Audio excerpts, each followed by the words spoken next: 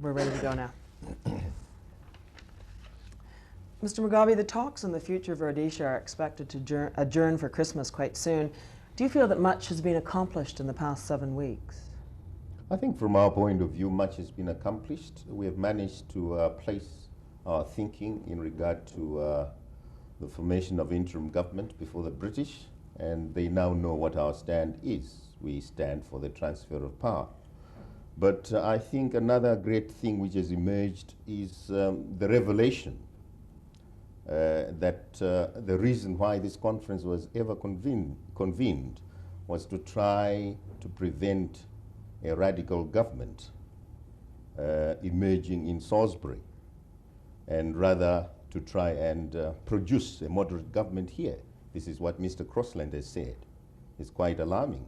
But anyway, it's one of the things that have emerged here at the conference.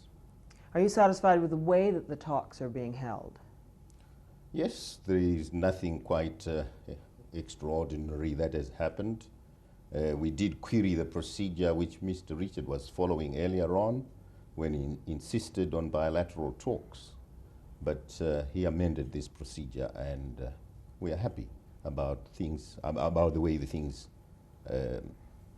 went later on.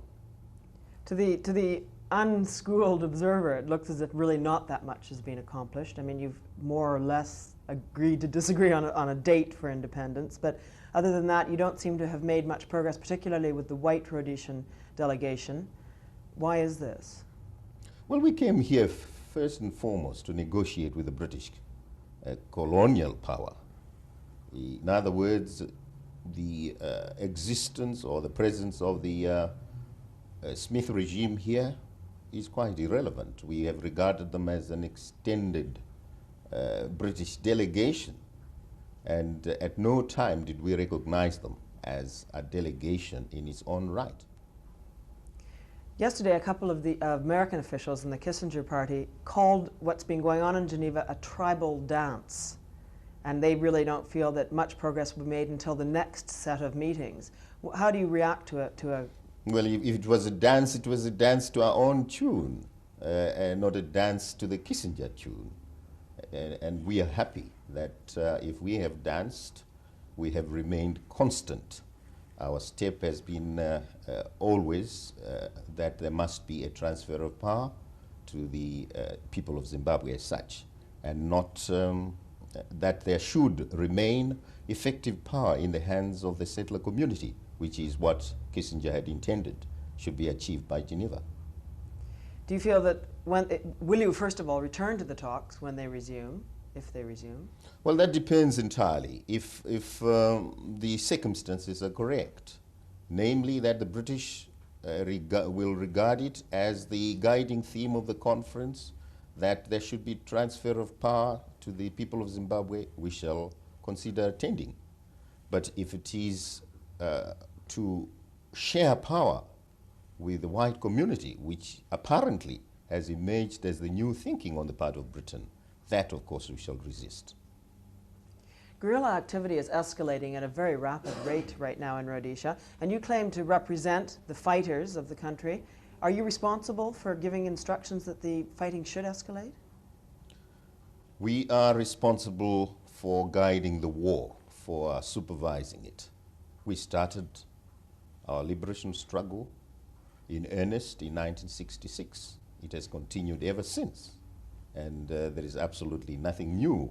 If there is escalation, this escalation is something that is to be expected in any liberation struggle. But do you, in Geneva, have contact with the fighters in the field? Yes, of course. We are the head of the army. ZANU is running the war. We started it. We have nurtured it, and therefore it is our war. So do you, from this hotel, give instructions about where the fighting should be? And well, there are commanders in the field, and these commanders know how the job should be done. But it's in accordance with the policy of the party that there should be a war, that there should be an armed struggle. And in fact, we derive support from the masses of the people who are in agreement with the armed struggle and who are actually participating in it. Do you believe that the talks here are going to succeed in the end to bring a peace to Rhodesia? Well, so far, the British have proved that they are not prepared to transfer power to us. They would like power shared as between us and the European community in the country. From our own point of view, there should not be a racial approach. There should be a non-racial approach to the problem.